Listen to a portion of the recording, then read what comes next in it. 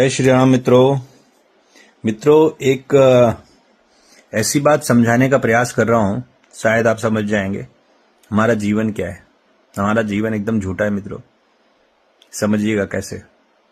हम एक प्रोग्राम बनाते हैं जिसके अंदर कोई कार्टून होता है। कार्टून मतलब कोई पात्र होता है ऐसा, जैसे टॉम एंड जेरी ले लीजिए, बहुत फेमस है। यहाँ पे देखते हैं कि एक बिल्ली और एक चूहा आपस में लड़ते रहते हैं। तो अगर इसके बैकग्राउंड में जाएंगे तो हमने बिल्ली और चूहा के लड़ने की एक प्रोग्रामिंग की है, उसकी कोडिंग करी है।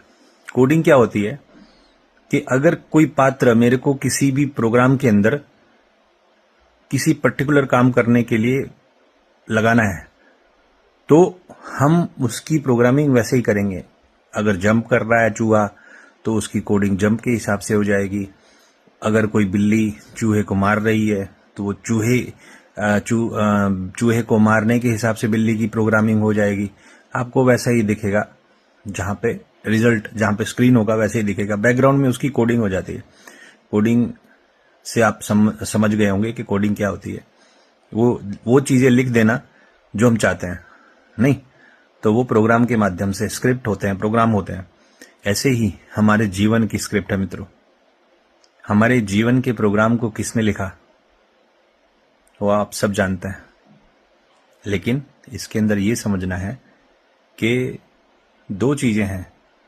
वो प्रोग्राम लिखने वाला ये चाहता तो है कि जो ये जिसका प्रोग्राम लिखा है,